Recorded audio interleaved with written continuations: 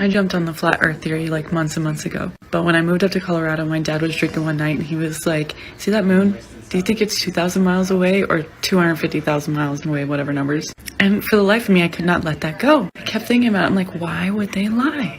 On a floating sphere, we are millions and millions of miles away on a rock floating, spinning through emptiness, space, isolated. And on a firmament, God's legit.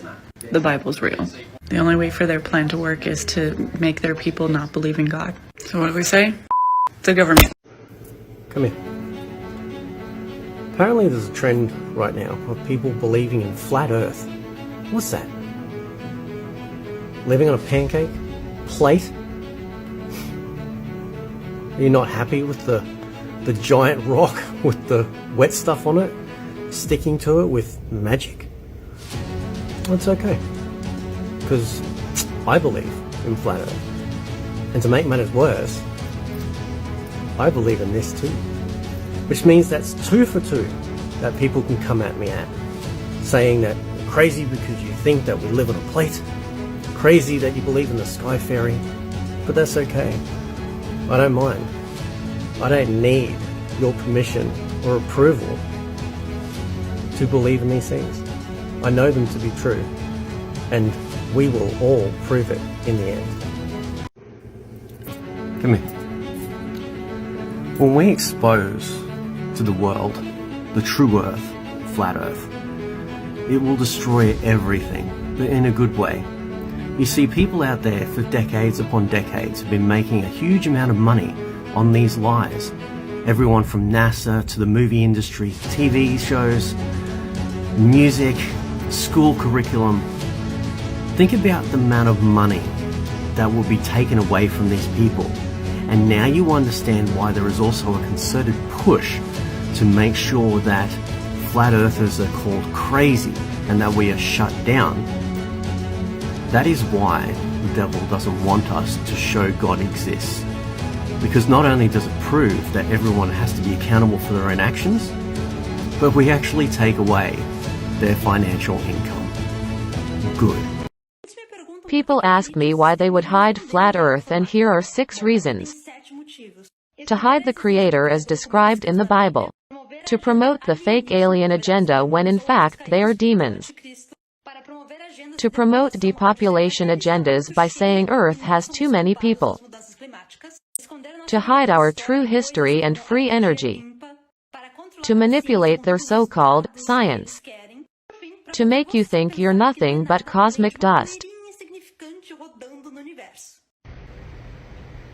Alright guys, today I wanted to talk about the firmament and how God basically put us inside of an aquarium, and how the leaders of our world try to hide that from us on a daily basis. I'm going to bounce through a bunch of verses real quick, so you may have to pause to read, but so here we go. You know, in Genesis 1, 6 through 8, it tells us that God created a firmament to divide the waters from the waters under the firmament from the waters which were above the firmament, and it was so. So that basically tells you, you know, you always wonder why the sky is blue and space is an infinite black. You know, when you look up through something that's clear or invisible, like they say our atmosphere is, you would think that you would see black, but you see blue. And the reason for that is because there's water up there above the firmament, and we live underneath that where the other water is. Here it is again right here in Job 37, verse 18. Hast thou with him spread out the sky, which is strong, and as a molten-looking glass. You know, you really have to think of the word firmament. The root word being firm, you know, it means solid or, you know, not pliable, anything like that. You know, it definitely doesn't mean invisible or clear or not even there like they say our atmosphere is. Here it is again in Isaiah 40, verse 22. It's he that sits upon the circle of the earth, and the inhabitants thereof are as grasshoppers, that stretches out the heavens as a curtain, and spreads them out as a tent to dwell in. You know, any tent you've ever seen is on a flat plane, and it's kind of like a dome that sits over the top of it. You know, you've never seen a tent that goes all the way around something, or encircles something completely like they say our atmosphere does. And here, in Revelation 4, in verse 6, and there before the throne there was a sea of glass, like unto crystal. You know, all these things are describing a hard surface that sits in between us and God. It's not describing something clear or invisible like a force field. You know, if somebody were to tell you, you can't touch me, I'm in a force field, you think they were crazy. But yet, everybody that believes in the globe theory believes we live inside of a force field. And here in Genesis 1:14 through 19, it tells you 3 different times that God put the sun and the moon in the firmament and the stars in the firmament, just in these verses here. See, it says in the firmament, set them in the firmament to give light upon the earth. All these verses tell you clearly what we live in. And we just try to use God's word, God's precious word, to show you the truth. We don't want to argue. We're full of love. We just want to show you the truth that God was able to show us. And you call us crazy. Okay, story time. So I get this question all the time as to why would they lie? Why would they lie about the shape of the earth? All these why? And the very simple answer is that they are hiding something. So this dude up here, Sir Admiral Byrd, he, in my opinion, is one of the greatest explorers in history. And this dude, he went, and in 1959, he actually went to the Arctic. He's been all over. He went to the Arctic.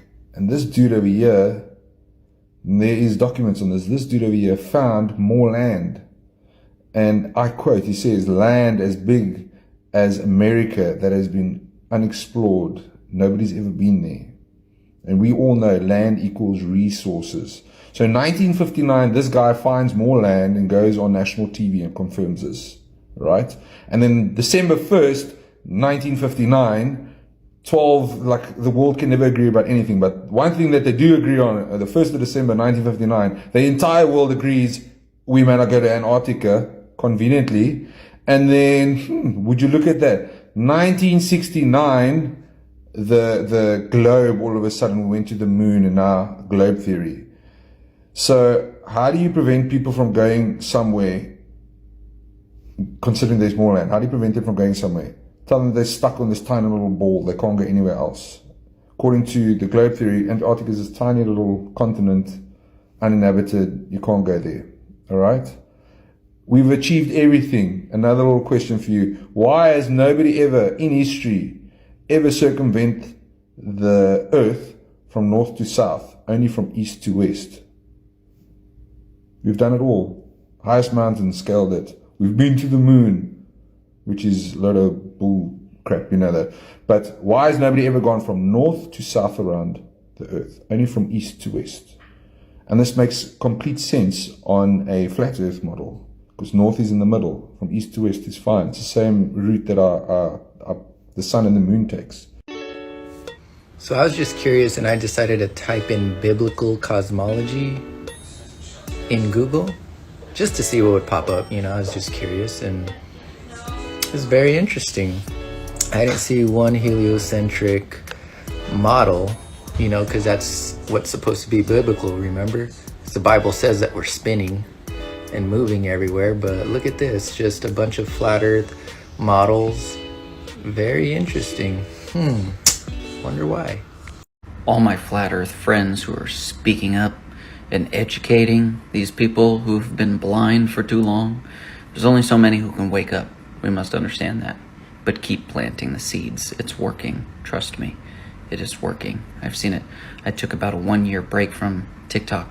Now all I see is the flat earth stuff. It's growing. People are starting to realize, but there's still some who are just so stuck to, you know, the prison. They won't ever wake up.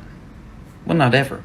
Maybe at some point in one of their lives, you know, I imagine that their soul will evolve, but I don't know for sure.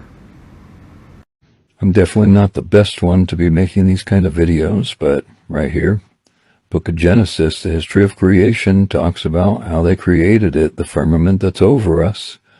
In my opinion, it's got to be some sort of, you know, globe in a sense, but we just live on the inside. These secret societies, these elites who control everything that we know, they're making us think that we live on the outside of the ball, when, according to this, it's more like we live on the inside of the ball. According to this, there's waters above and below us. Guys, I'm just going a little rant right now, but just want to talk about, there's a lot of stuff that Christians want to take apart and don't want to take literally about the Bible, but there's stuff that is just simple and plain and obvious about the Bible that is just like, come on guys, we need to be more open-minded and just be like, yo, if this is the truth, we can call it out, even if we look like crazy conspiracy theorists. And the more that you're going to be called out and persecuted because you're like, dude, you're literally crazy, everybody goes against that, how do you believe in that? That's like a 0 AD concept. Think about it. I mean, even the Hebrews believed that the earth was shaped like a clay to a seal, and that the Hebrew geocentric model of the earth, we never had a model of what the round earth was. Now, if God gave Noah, which created Genesis, a concept of what the earth was, and it's completely simplified as the earth being flat. He never gave him an image of the earth being round. And when people like to conform, like kind of like change the narrative of like how the Bible was written out, like it gives a perfect layout and a map of what the earth looks like. And if you guys think about it, people just want to flip it around because they don't want to be basically judged by, I mean, let's be open-minded. I mean, we can always look at other things, but when people completely close their mind off, like, flat earth is crazy. Well, what is also crazy to a lot of atheists that believe in round earth is that we came from God instead of an explosion that came from nothing to something, apparently. But we need to be more open-minded. Now, there's so many things that go into flat earth, and I'm going to be making more videos about this, because the more people start believing in this, and more we can be open-minded, whatever, which is right or wrong, but there's a lot of, like, implication and, like, definitely narrative toward the idea that we live under a dome, which is described in many narratives, such as Bible, the New or Babylon and the New Jerusalem, and also, like, yeah, bottomless pit. Bottomless pit can be found in a round earth. Like, what is a bottomless pit? What is that? And then a tree that fills the earth, and that I forgot who it was, had a vision and went to the top and saw the ends of the earth. You can't see the ends of the earth on around earth. I mean, there's so much, but there is a lot that goes into it. So I'm gonna be making more of these videos because I have over thousands and thousands of these different types of pictures. But the more that we take the Bible more literally, and the more that we can now be in a put it aside. I mean, there's so much that goes into it, just like the atmosphere, and that the only way that it can be contained is within a closed system, such as the second law of thermodynamics and the way that gas fills a container that is completely filled. I said that wrong. I was saying that gas takes the shape of the container. It doesn't go to the bottom of the container. If people are trying to imply that the reason gas stays within the atmosphere is because of gravity, which is just not true. Because when I open a pop can, right, the equilibrium gets released and all the gases outburst. Why don't they fall? The Book of Enoch. Was it left out or removed from the current translations of the Bible we have today to hide this? The biblical depiction of earth? Some believers would say that the Book of Enoch does not belong in the Bible because it is not the inspired written word of God. But I and many others beg to differ, because Enoch was in fact Noah's great-grandfather. And he is referenced in Genesis. It says that Enoch walked with God, and then he was no more, because God took him. God snatched him up out of this earth. Technically, he was raptured. God and Enoch were homies. God gave Enoch all of the visions of truth and showed him what was really going on in this world. And God gave Enoch visions of everything from the start of creation all the way up to his great-grandson's prophecy of the ark and the flood. But what does it have to do with this? Well, I found something really interesting in Enoch chapter 89, starting at verse 2. Let's read it together. And again, I raised mine eyes towards heaven and saw a lofty roof, sounds like a firmament, with 7 water torrents thereon. And those torrents flowed with much water into an enclosure. Wow. And I saw again, and behold, fountains were opened on the surface of that great enclosure. And that water began to swell and rise upon the surface. And I saw that enclosure till all its surface was covered with water. What? As we come back to the biblical depiction of earth, we see it's set up like an enclosure with the firmament up above. And look at these little guys, these little openings. Yeah, 7 of those opened and filled up the container of earth right before Enoch's eyes. Which brings me to the reason why I even made this video. You know, I always wondered, What does a rainbow have to do with a promise to never flood the earth again? Then with this information, it all dawns on me. Wow. So a rainbow is actually showing that closed firmament, a promise that all of those 7 windows are now closed. And you can see now as the sun bounces off of the firmament and shows that we have solidity. And that is why it is a promise. Exodus 20, verse 3, Genesis 5, verse 21, Genesis 11, Genesis 1, verse 7. And God made the firmament and divided the waters which were under the firmament from the waters which were above the firmament, and it was so. Flat earth, we live in a flat earth, a God work and everything live here. Happy a deception, we are live in a that globe, show me no live in a flat earth, we live in a flat earth, a God work and everything live here. Happy a deception.